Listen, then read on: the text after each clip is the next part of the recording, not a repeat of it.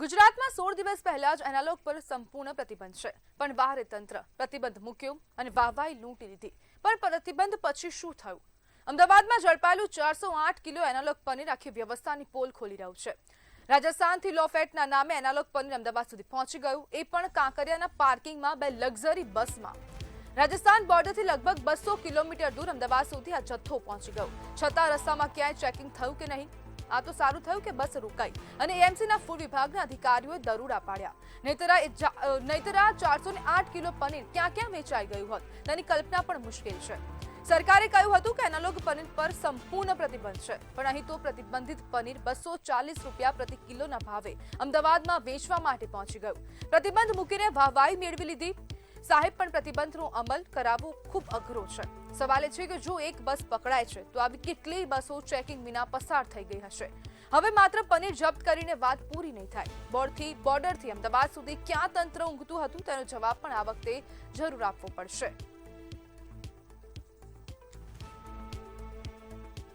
અને આજ બધા આપણી સાથે ચર્ચા કરવા માટે કોંગ્રેસના નેતા મહેન્દ્રસિંહ ગોહિલ જોડાઈ ગયા છે। મહેન્દ્રભાઈ, એનાલોગ પર સંપૂર્ણ પ્રતિબંધ છતાં પણ આ જથ્થો પકડાયો, આપનું શું કહેવું છે?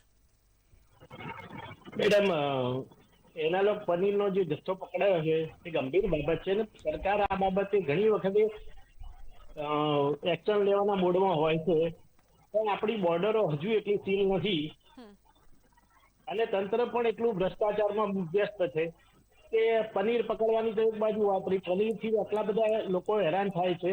પનીર એક પૌષ્ટિક આહાર છે, લોકો ખાતા હોય છે, સારી વસ્તુ છે, પણ આવું ડુપ્લિકેટ પનીર, જેમ અત્યારે આપણે લઠ્ઠાકાંડ જોયું, દારૂનો લઠ્ઠો લોકો પી અને કેટલાય લોકો મરી ગયા છે અને સરકારની અંદર કોઈ બાબતે જાગૃતિ નથી। દરેક વસ્તુમાં ડુપ્લિકેટ તેલ જુઓ કે ખાવાની કોઈ પણ વસ્તુ હોય એ દરેક વસ્તુમાં ભ્રષ્ટાચાર એટલો વધી ગયો છે ને એમાં ડુપ્લિકેશન પણ એટલું જ વધી ગયું છે, પણ સરકારનું તંત્ર જાગતું નથી।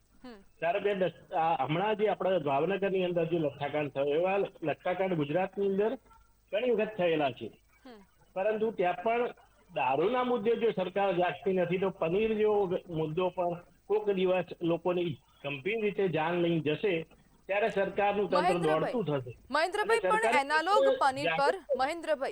એનાલોગ પનીર પર સંપૂર્ણ પ્રતિબંધ ગુજરાત રાજ્યમાં છે, છતાં પણ કેમ આટલું બધું પનીર છેક બોર્ડરથી અમદાવાદ 200 કિલોમીટર દૂર પહોંચી જાય, છતાં પણ જો રસ્તામાં કોઈને ખબર ન પડે? જી મેડમ, આપની વાત સાચી છે, પણ જો આ તંત્ર ભ્રષ્ટ છે આપણું, અને તંત્ર ભ્રષ્ટના હિસાબે આ બધું બે નંબરમાં બધું આવતું હોય છે અને એ લોકોને સરકારના નાક નીચેના અધિકારીઓને બધી જ ખબર હોવા છતાં પણ જો તંત્ર ઊંઘતું બે નંબરનો ધંધો આટલો બધો જરૂરી છે કે લોકોનો જીવ જતો રહે તોય ફરક ન પડે? આટલા બધા પૈસા કમાવાની આટલી બધી ઈચ્છા કેમ હોય? જી ચોક્કસ મેડમ, આપણી સરકાર એટલી એ છે કે એના પ્રત્યે ગંભીર નથી, કારણ કે આ લોકો આરોગતા હોય છે, આ વસ્તુ ખાતા હોય છે, છોકરાઓ પણ જમતા, નાના બાળકો હોય, બધા જ વજન હોય।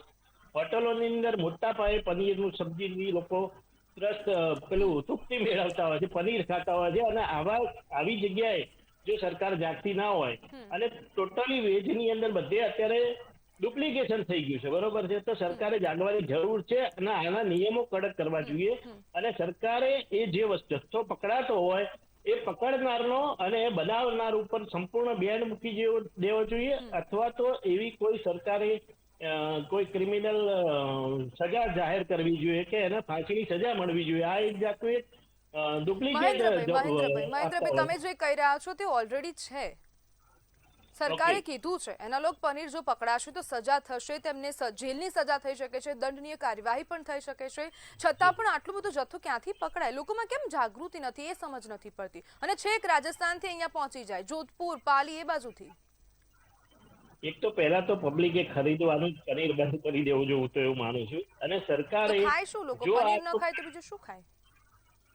મેડમ, 100% સાચી વાત છે આપની, પણ ખાવા માટે પણ બીજું ઘણી વસ્તુ હોય છે, અને પનીર આ ડુપ્લિકેટ પનીર આટલું બધું આવતું હોય છે તો સરકારે એની ઉપર પ્રતિબંધ મૂકી દેવો જોઈએ, અને મૂકેલો પ્રતિબંધ હોવા છતાં પણ કડક કાર્યવાહી જો સરકાર નથી કરતી આ જે પકડાય છે એ લોકો સામે, એને લઈ અને આજે ડુપ્લિકેટ કરવા વાળા બી ખુલ્લેઆમ ફરી રહ્યા છે।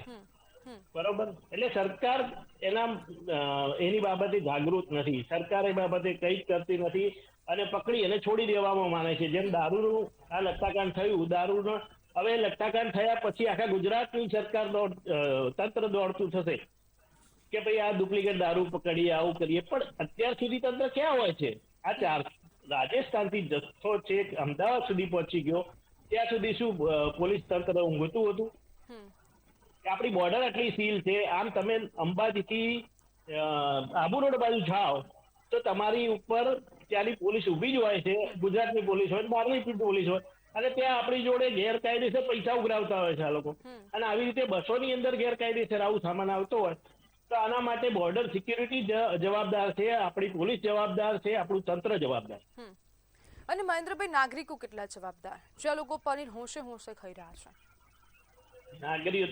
નાગરિકોને તો કેવું છે મેડમ, તમે આપશો એટલે બિચારાને ના છૂટે, એને ખાવાનું જ હોય છે કે એ તો એ સમજીને ખાતો હોય કે આ પનીર સારું છે, આપણે ખાઈ લઈએ, આપણા માટે પૌષ્ટિક છે. એટલા માટે હોટલની અંદર તમે જાઓ તો પનીરનું સબ્જીથી લોકો, છોકરાઓ પણ અત્યારે પનીરના પેલા એ શોખીન હોય છે, એટલે બધા ખાતા જ હોય છે. પણ સરકારે આ બાબતે જાગૃત થવાની જરૂર છે. આ ખોટા પનીર વેચવા વાળાને પકડીને જેલની અંદર મૂકી દેવા જોઈએ. એમાં કડક અને કડક સજા થવી જોઈએ.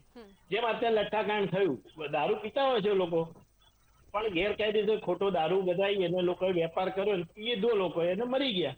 જેમ પનીરમાં પણ કોઈ વખતે આવું થશે તો જવાબદારી કોની? બિલકુલ મહેન્દ્રભાઈ, જોડાવા બદલ આપનો આભાર.